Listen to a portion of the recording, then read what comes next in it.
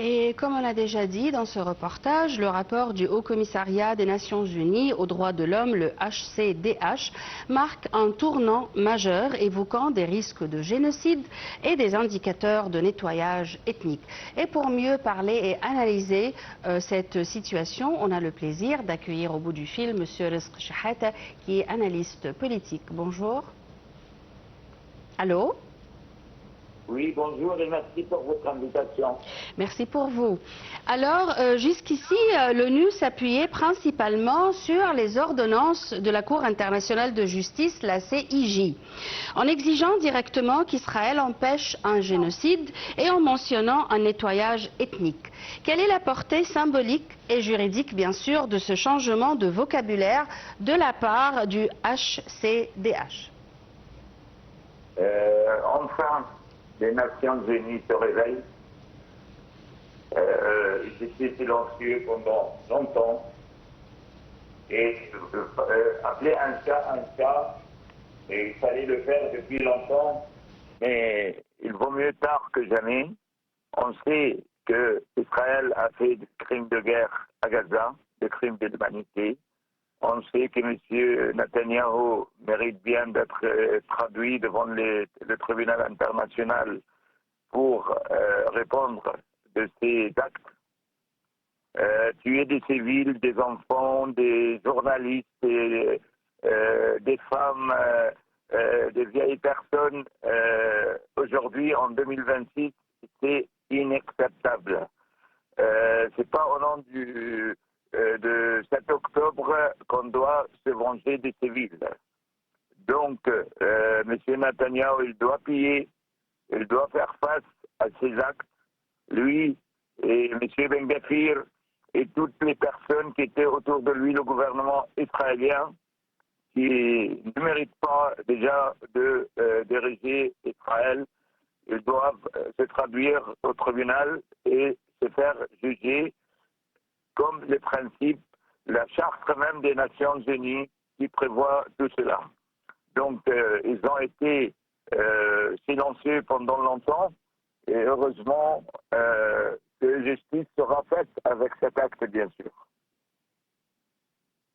Des violations systématiques visant à infliger une punition collective, bien sûr, aux Palestiniens.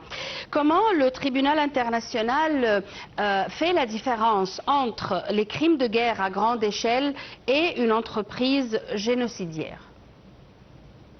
Eh bien, tous les ingrédients sont là pour une entreprise génocidaire, comme vous dites. Je veux dire, 60 000 personnes, c'est forcément des civils, c'est pas les quelques milliers qui se comptent sur le bout de doigt de Hamas, ils sont pas 60 000. Donc, et ce qui est bizarre dans l'histoire, c'est que le peuple juif lui-même a subi pendant la Deuxième Guerre mondiale des crimes de guerre. Oui. Et c'est à cause de ces crimes de guerre qu'il y a eu la création des Nations Unies. Alors, c'est vraiment... on ne peut pas comprendre comment un peuple qui a subi ça et qui vient le pratiquer après sur un autre peuple. Le rapport met directement en cause les États tiers qui continuent de fournir un soutien militaire ou diplomatique à Israël. Quelles pourraient être les retombées juridiques ou politiques pour des pays comme les États-Unis ou des pays membres de l'Union européenne? Ben, justement, je vais commencer par l'Union européenne. On sait que l'Espagne a proposé des lois pour interdire la vente des armes à Israël. Et je trouve que c'est une mesure de très bon sens. Alors, la décision des Nations Unies aujourd'hui ne peut qu'aider l'Union européenne dans ce sens-là. On sait tous qu'il y a une puissance du lobby israélien à Washington, des PAS, pour ne pas le nommer. Et même aux États-Unis, le peuple américain, il commence à prendre conscience qu'il y a ce lobby fait une intervention énorme sur la politique américaine. Il suffit de voir M. Trump quand il voit qu'il est mené par M. Netanyahou, et qui le pousse vers la guerre et qui va déstabiliser tout le Moyen-Orient et qui va jouer avec l'avenir des peuples pour comprendre que Israël, elle doit être traitée comme tout le monde, comme tous les pays, ni plus ni moins. Donc on n'a pas le droit de lancer un pays tout entier. Et donc c'est simple, ça c'est des crimes. Et quand on fait des crimes, on doit être puni par rapport aux crimes. Malgré l'accord de cessez-le-feu d'octobre 2025, le rapport constate que les destructions et les homicides se poursuivent toujours.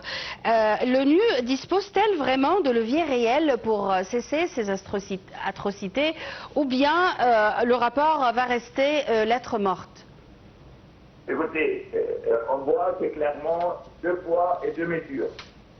Oui. Israël elle a réussi toujours à être traité différemment des autres peuples du monde. Et donc, aujourd'hui, ça ne doit être plus le cas. Aujourd'hui, ce qui doit se passer, quand on voit qu'Israël aussi elle attaque un bateau de civils, y compris il y avait des personnalités du gouvernement irlandais dedans, avec la façon dont ils ont fait, montre qu'il faut vraiment que la justice soit plus forte que les influences et la mainmise d'Israël sur le gouvernement américain. Oui. Et à cause d'Israël, le gouvernement américain ou bien l'État américain a un grand problème avec l'Iran maintenant. Absolument, mais c'est le cœur de ce problème-là. Même en Iran, quand on bombarde une école où il y a des filles de 14 ans, des ados de 14 ans, est-ce que c'est normal? Est-ce que c'est un cible militaire? La Convention de Genève, quand elle parle de la guerre, elle a mis des conditions pour la guerre, des conditions de mener cette guerre, et il faut épargner les civils, et encore plus les enfants. Israël ne respecte pas ça. Elle l'a jamais respecté depuis Bahr el-Bahr. C'est pas nouveau. Depuis le col de Bahr el-Bahr en Égypte. C'est pas nouveau, oui. Heureusement que nous avons un gouvernement égyptien qui comprend toute cette situation. Imaginez si on n'avait pas la conférence de Sharm el-Sheikh et le président Sisi qui arrive à convaincre M. Trump de cesser cette mascarade et de cesser cette violence aux droits de l'homme, aux droits de l'humanité tout entière. Oui. Donc l'Égypte, elle a fait toujours ce qu'il faut faire, que ce soit à Gaza et même actuellement avec le Pakistan, avec la Turquie et l'Arabie Saoudite pour le problème iranien. Le rapport ne se limite pas à Gaza, il mentionne aussi des dynamiques de nettoyage ethnique et un recours à la force en Cisjordanie occupée. Est-ce qu'on assiste aujourd'hui, selon vous, à une transition vers une politique d'annexion définitive de la part d'Israël? Je pense que, quoi qu'on en dit, nous avons déjà, historiquement, on a obligé Israël à se retirer de Sinaï. Donc, ça veut dire que la force, elle doit être là aussi pour protéger le territoire de chaque pays. Et je pense que c'est le gouvernement israélien qui est derrière tous ces problèmes. Mais je pense que même en Israël maintenant, je pense que le peuple israélien va être contre son premier ministre Netanyahou ou tous les autres membres ex-ministres du gouvernement israélien. Donc, est-ce que dans les faits, on peut, d'un coup de trait, occuper toute la Cisjordanie? Je ne pense pas qu'ils ont les moyens de le faire. Donc, vendre des déclarations comme ça tout le temps,